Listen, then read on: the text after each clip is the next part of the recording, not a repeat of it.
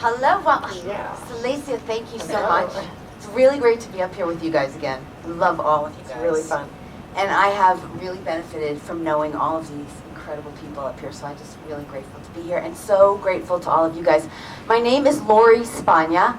I'm a professional animal communicator, a professional psychic intuitive. I work with energy. I do a lot of energy healing for pets and animals in the areas of theta healing, DNA theta healing. We're actually working with DNA.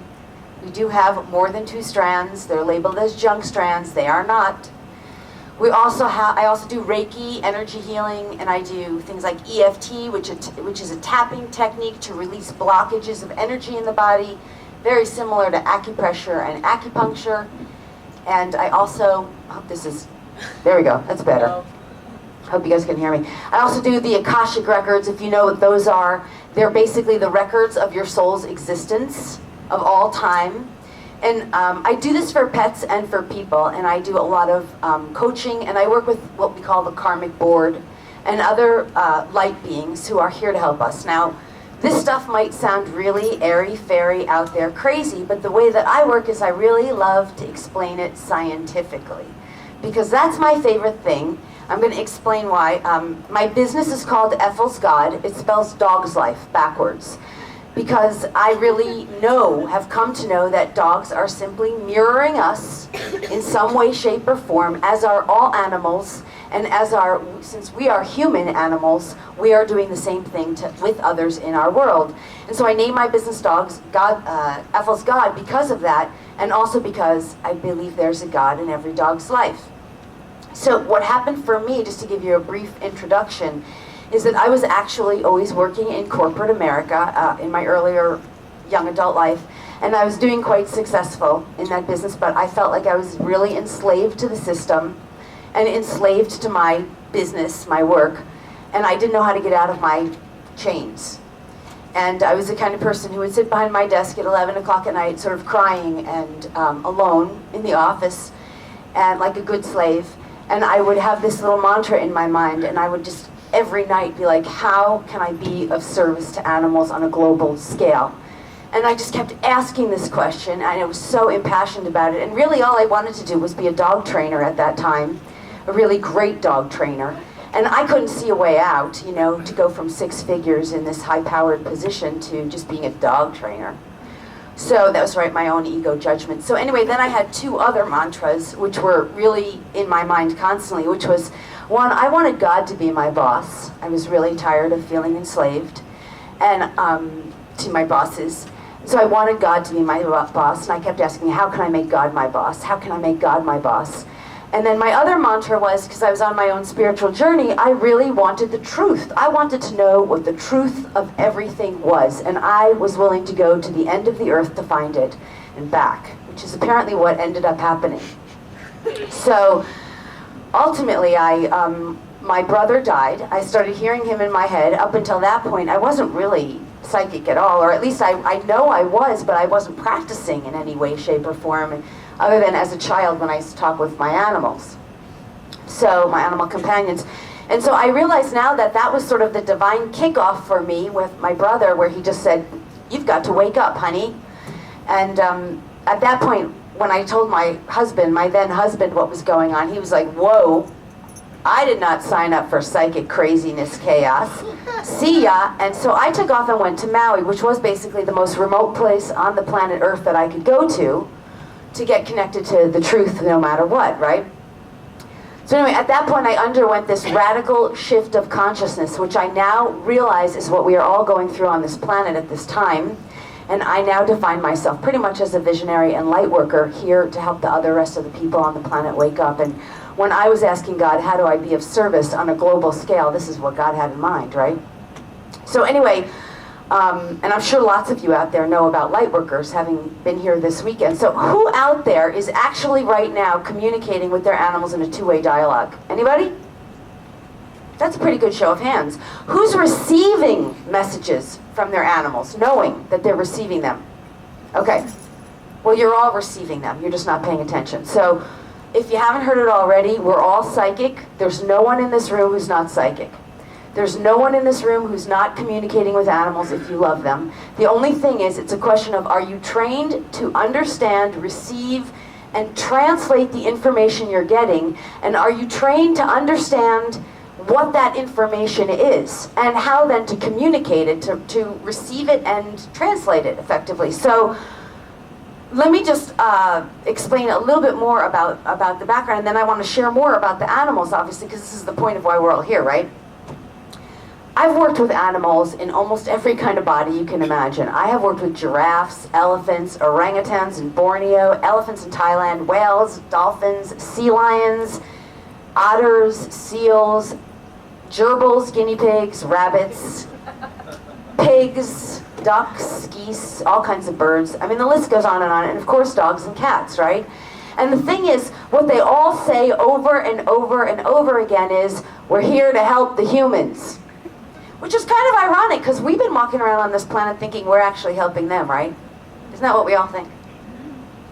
Okay, so the thing is that what we humans don't, I think what we're just starting to wake up to is the truth of our power within. The truth of who we really are.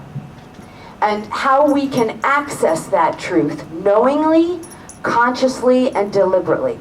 And when we choose to wake up and remove all of our egoic human ideas that we're separate from this, or that it's not really there, or that it's our imagination, or that we're just hallucinating, or whatever it is that our fears, our worries, our doubts, our frustrations and concerns, and all those things are that get in the way, once we can release that, we can know what our animals already know, which is that we are basically gods in the bodies.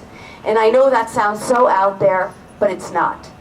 It's just that we've been conditioned to not know it, conditioned to not believe it, classical conditions, right? Classical conditioning, like Pavlov's theory, remember that?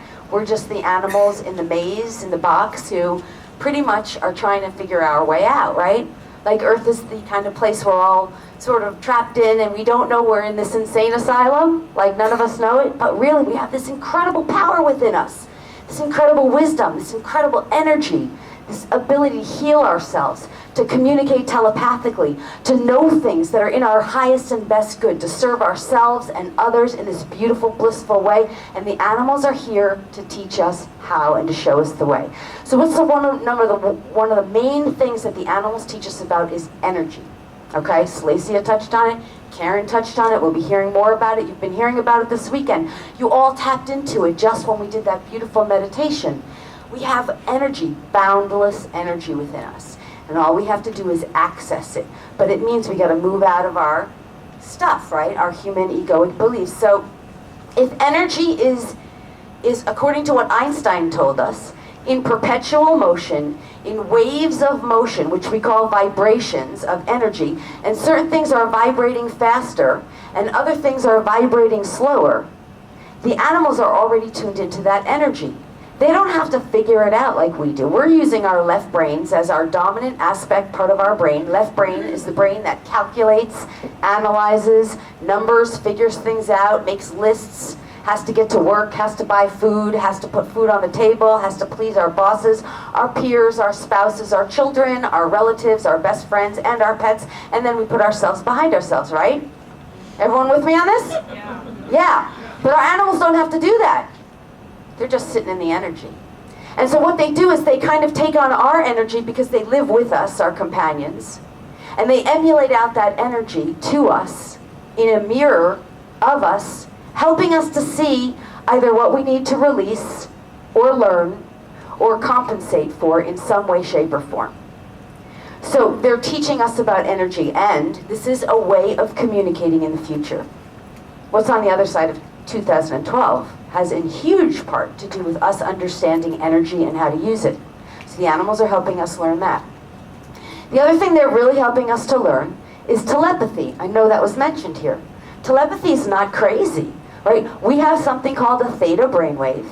It is a brainwave that connects us to universal intelligence. We can access it. We can all connect with Source, Creator, God, Jesus, Buddha, Gandhi, Allah. It doesn't really care what we call it. That's just a label, a word we've come to learn it as.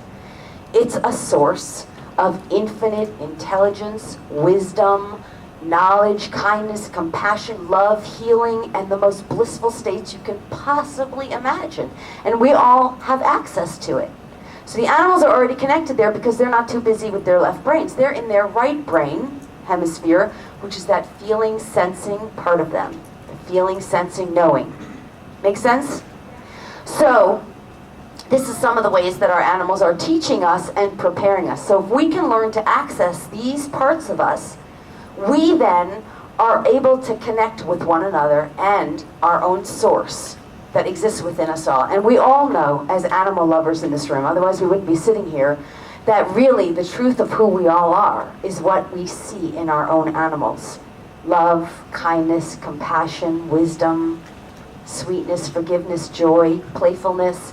And they have the most incredible, simple things to teach us as well as the most complex. Sometimes it is just slow down, have a great day, take some time to roll in the grass. And other times it is, you're too stressed out. I need you to chill out, right? So these are the things. Okay, so a lot of times, I have a lot of my students are in this room. I just want to tell you how happy I am to see so many of my students, because I teach other people to do this. But a lot of times people ask me, can I really do it? And this is what I'm saying, you absolutely can. And it's just a matter of clearing your channel of all of this lower vibrational energy, things we associate with fear, worry, doubt, anxiety, frustration, concern, and clearing that channel so you can be a clearer, more vibrant frequency of energy resonating up here. Joy, happiness, health, wealth, abundance, prosperity, all those things we aspire to be, right?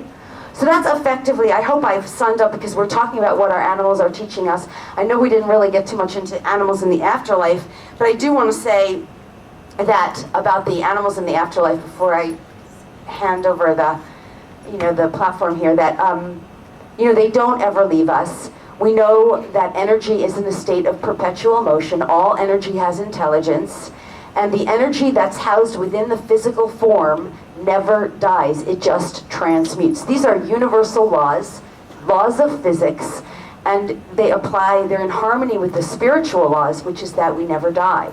We just shed a skin, which is a body or a vehicle that carries around the soul, right? And so the animals who leave us, yes, they teach us about death, they teach us about life, rebirth, the process of resynthesis, regeneration. They teach us about letting go, and they teach us about the endless, perpetual stream of love. And they teach us that love does not die and cannot be measured by what kind of body or shape it exists in. It doesn't matter if the body exists in a human body, in a body from another planet, in a body of another animal on the planet, in a body of a human in an opposite side of the world in another country. It's still love that exists in there. And it's time for us to know that we're all connected. So the animals who cross, they stay with us teaching these lessons. And they absolutely stay by our sides. And the only thing really that they want us to know is how absolutely, completely, and totally divinely we are loved.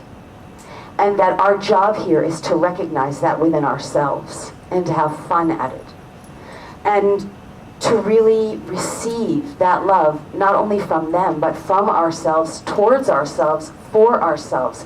Because for so long, it just hasn't really been a whole lot of fun here. And in reality, we just forgot that it could be fun. And that is really the purpose of having a physical body. Because once you lose it, the whole dynamic changes. It's really blissful for them. Their only regret is that we're not so blissed out too, down in this reality. But the thing, I'll just leave it with this, is this one little teeny story. I had a dog who came to me. She's my teacher dog. Her name was Kenya. I rescued her from South Central LA. She's no longer in her physical body. She became my teacher and was my teacher even in her crossing, and continues to be my teacher. And her question to me was always, in the teaching process, can you do this? Kenya, can you do that? Can you do this? And it's how I learned everything from her, really. So I've moved to a place beyond questioning and into knowing. And anyway, I just want to say, just leave you with this. I've written about all these in a lot of these books and CDs, animals in the afterlife, how to access your theta brainwave, communicate with animals, learning to communicate with animals, and I have audio CDs on this and ebooks, and I would love to know you. If you want to know more about this, it is my purpose and my passion to share this information and to teach others about it, because it is so phenomenal once we start using these gifts, and we all have them.